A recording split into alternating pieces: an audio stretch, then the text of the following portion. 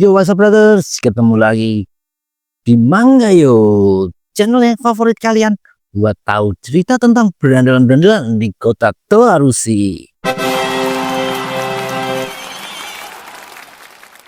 Jadi nggak usah lama-lama, langsung saja markilai. Mari kita mulai.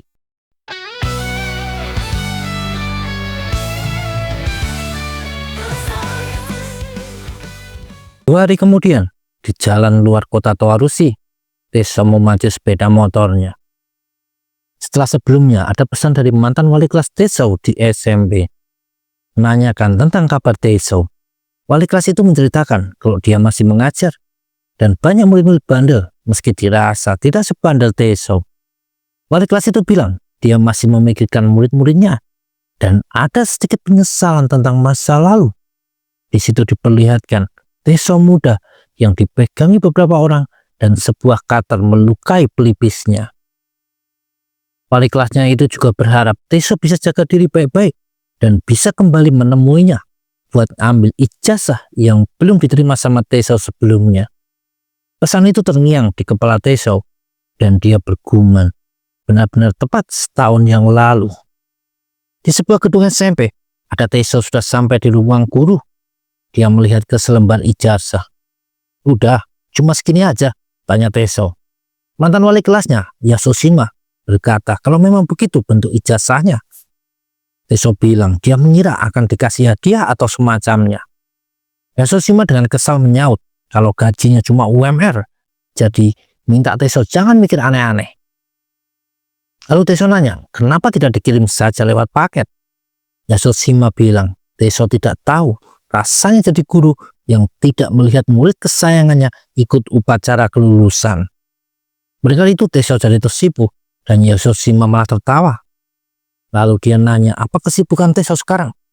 Yang ditanya menjawab kalau sekarang dirinya kerja di warung ramen. Yasushima memuji Teso yang sudah mau kerja. Teso sendiri bilang kalau koki di warung ramen itu sangat baik orangnya dan juga masakannya lezat.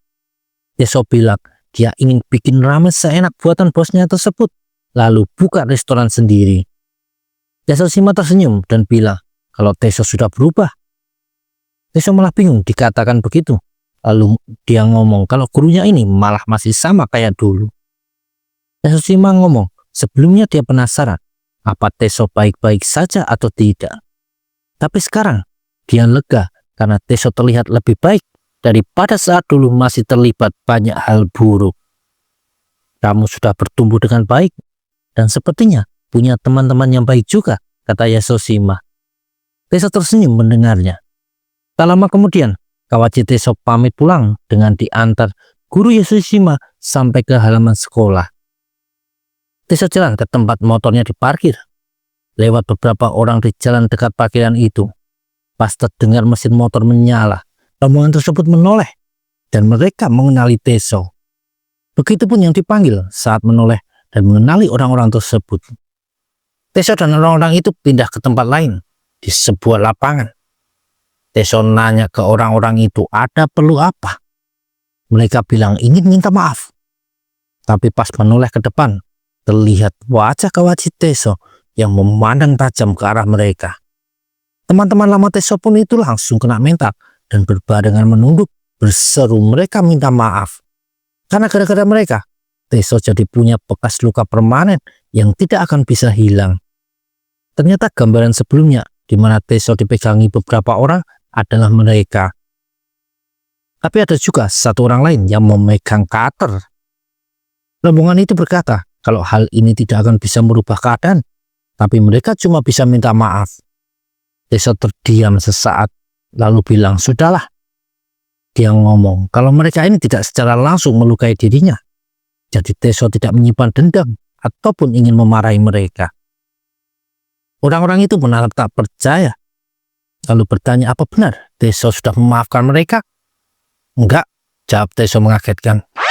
Tapi kalau kalian membelikanku 2 jus, akan kuanggap impas semuanya, kata Teso sambil tersenyum. Tentu hal ini tidak bisa dibilang memalak, karena 2 jus tentu tidak bisa dibandingkan sama luka di wajah Teso itu. Mereka tertawa dan bilang kalau Teso sudah berubah, tidak seperti dulu. Teso ngomong kalau bekas luka di mukanya ini bisa dibilang adalah tanda seorang pria. Mereka menatap Teso tanpa berkomentar, lalu tertawa bersamaan. Teso nanya ke rombongan di depannya, "Terus, keparat itu, apa yang dia kerjakan sekarang?" Mereka terdiam dengan wajah khawatir, lalu berkata kalau sejak mereka lulus, tidak pernah lagi ketemu sama orang yang dimaksud. Dan kabar yang beredar, orang itu bergaul dengan orang-orang yang tidak baik. Dan lagi, mereka masih mau mengincar Teso. Di tempat lain, di sebuah gang sepi, di dalam gedung ada seseorang sedang merokok dan mengeluh rahangnya masih kerasa sakit karena dipukul seseorang. Orang itu rebahan di sofa sambil tangannya memainkan sebilah pisau lipat. Dia bertanya ke temannya apa tidak ada kabar yang menarik. Seseorang masuk dan memanggil nama Jekyll, orang yang rebahan itu. Dia bilang ada kabar seru, yaitu si Kawachi Teso lagi ada di kota mereka ini. Dua teman Jekyll nanya siapa Teso itu karena namanya terdengar lucu. Jekyll bilang kalau si Teso ini orang yang sangat kocak, lebih dari orang bodoh. Dia yakin nanti teman-temannya akan setuju kalau sudah ketemu orangnya. Dua teman Jekyll tertawa mendengar itu. Lalu Jekyll berkata sendiri, mau melakukan apa pada Teso? Dia menoleh ke orang yang tadi baru datang. "Hei Muro, di mana orang itu sekarang?" tanya Jekyll. Muro menjawab, kalau dari info yang didapat, Teso sekarang tinggal di kota Towarushi. Agak jauh, tapi masih bisa dijangkau oleh mereka. Setelah mendengar itu, Jekyll mengajak teman-temannya buat bikin rencana. Dan hal ini akan menjadi festival perayaan bagi mereka. Berapa tahun sebelumnya, saat upacara masuk SMP, Jekyll ketemu sama Teso. Saat itu, Jekyll sudah berteman lama dengan Muroji. Sedangkan dengan Teso mulai berteman karena berada di satu kelas. Mungkin karena sama-sama punya nilai akademik jelek, Jekyll dan Teso didudukan bersebelahan dan duduk di bangku paling belakang. Teso mendengar teman sebangkunya itu dipanggil dengan nama Jekyll. Teso bertanya, apa Jekyll berasal dari luar negeri? Orang itu tertawa, lalu menyaut kalau namanya adalah Kajiki Rui. Tapi teman-temannya selalu memanggilnya dengan nama Jekyll. Teso tampak menganggap julukan itu keren sekali. Lalu Jekyll mengenalkan temannya tersebut bernama Muro Kiyoshi atau sering dipanggil Muroji. Sejak itu, Teso dan Jekyll jadi akrab. Sampai-sampai keduanya dipanggil bebarengan sama para senior kelas 3. Mungkin karena terlihat bandel buat ukuran anak SMP kelas 1, keduanya dianggap sok jago.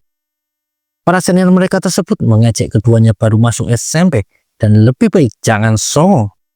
Tapi Jekyll dan Teso tidak terlihat takut. Terdengar teriakan marah dari para senior kelas 3. Tapi sudah ada satu orang yang melompat tinggi. Jekyll menendang satu orang dengan sangat keras. Teso juga tidak mau ketinggalan. Tinjunya masuk menghantam muka orang di depannya. Kedua bocah itu saling membantu menghajar belasan murid senior mereka. Tak lama kemudian, Teso dan Jekyll duduk kecapean. Tapi keduanya berhasil menghajar semua rombongan tadi. Jekyll ngomong, karena mereka sudah bantai para senior, bisa dibilang mereka berdua jadi penguasanya SMP ini. Jekyll ngomong, ini pertama kalinya ketemu orang yang sama kuatnya dengan dia, tapi masih seumuran. Teso tertawa. Dia bercanda nanya, apa Jekyll mau duel dengannya? Kapan-kapan saja, badanku sedang sakit semua, saut Jekyll sambil tertawa. Setelahnya, hari-hari Teso dan Jekyll berisi dengan perkelahian terus-menerus. Cuma dalam 6 bulan saja, nama keduanya sudah terkenal di antara SMP-SMP di kota tersebut. Suatu hari, Teso curhat ke Jekyll kalau dia habis dipanggil ke ruang guru. Katanya, kalau Teso ketahuan terus kelahi lagi, maka pihak sekolah akan mengskorsing Teso. Jekyll tidak menganggap itu hal yang berat. Dia malah heran, Teso takut sama hal kayak skorsing begitu. Teso nanya, apa Jekyll tidak khawatir dapat skorsing dari sekolah? Jekyll cerita kalau ayahnya adalah anggota DPRD. Dia bilang dengan pengaruh sang ayah, dia bisa terhindar dari sanksi atas kenakalannya selama ini. Teso kagum mendengar ayah Jekyll adalah anggota dewan. Lalu Teso bilang kalau dia cuma punya ibu sebagai orang tua tunggal. Teso bilang ibunya kerja di beberapa tempat untuk memenuhi kebutuhan hidup mereka. Teso ngomong dia tidak ingin menambah masalah buat ibunya. Teso lalu berkata akan memilih untuk tidak berkelahi saja karena dia sadar sering bertindak tanpa berpikir dulu. Tapi Jekyll bilang agar Teso tidak usah memikirkan hal tersebut. Kalau ada masalah apapun di kemudian hari, Jekyll akan minta bantuan ayahnya. Hari-hari berlalu dan Teso terus menghabiskan waktu bersama Jekyll yang menganggap Teso ini sudah kayak adiknya sendiri. Sampai saat mereka naik kelas 2, Jekyll menyadari sesuatu. Hari itu, ada yang berlarian di lorong sekolah sambil berteriak panik, memanggil nama Teso. Jekyll dan Muro mengawasi dari jauh. Terdengar Teso berteriak kesal setelah mendengar laporan dari satu orang tadi. Dia bilang ke Jekyll kalau ada anak kelas 1 sekolah mereka yang diserang murid senior dari SMP 2. Teso bilang hal ini tidak bisa dibiarkan dan mereka harus membalasnya. Jekyll setuju dan mengajak buat segera mencari pelakunya. Pas 3 sekawan itu melangkah keluar kelas, terdengar teriakan dari teman-temannya yang bilang mereka mengandalkan Teso.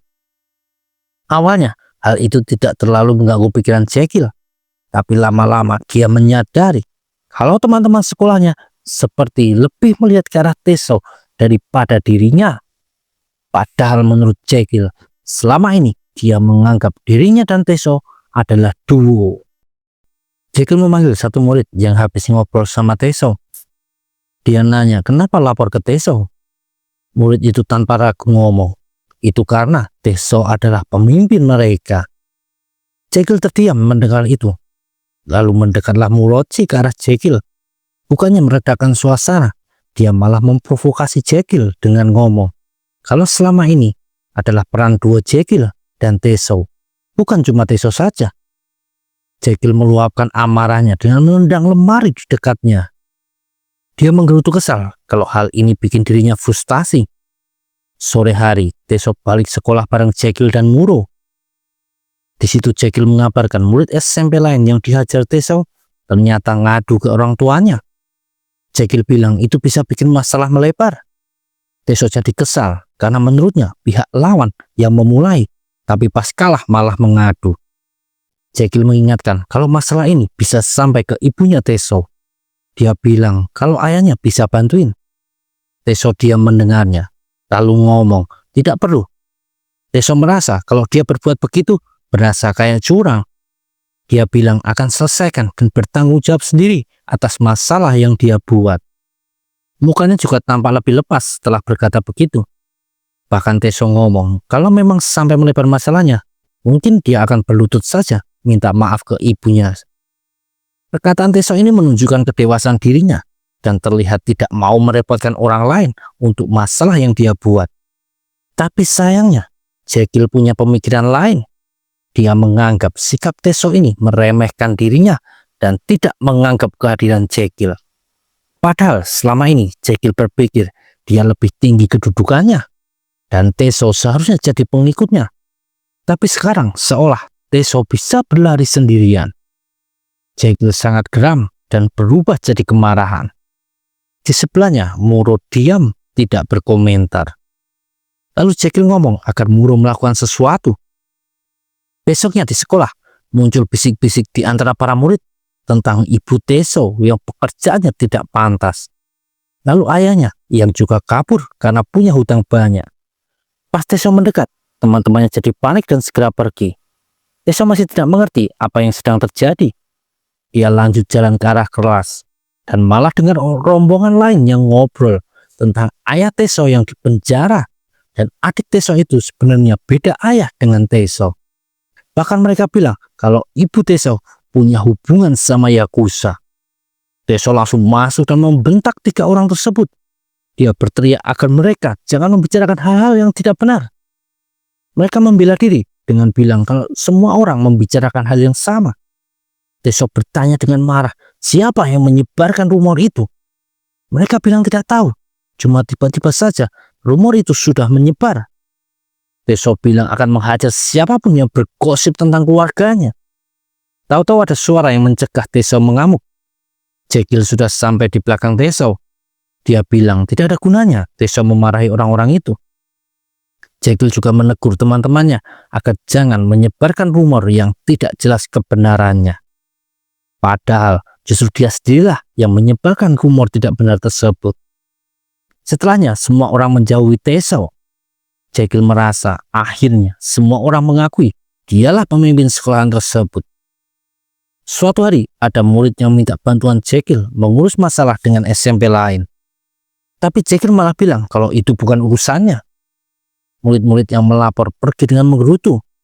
Mereka merasa sikap Teso jauh lebih baik daripada Jekyll buat urusan seperti ini. Jekyll sama sekali tidak pernah mau membantu. Sedangkan Teso sedang menyendiri di samping gedung sekolah. Jekyll dan Murrow datang menghampiri. Jekyll bertanya, apa Teso baik-baik saja? Dan dijawab dengan tegas sama Teso kalau dia sedang tidak baik-baik saja.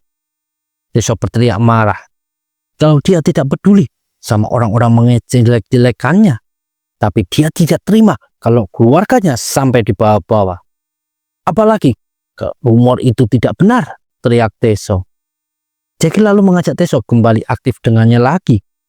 Dia bilang akan membantu Teso menghajar siapapun yang bergosip tentang keluarga Teso. Tapi Kawaji Teso menjawab kalau dia sudah tidak peduli dengan hal ini. Teso bilang Jekyll dan yang lainnya bebas melakukan apa saja.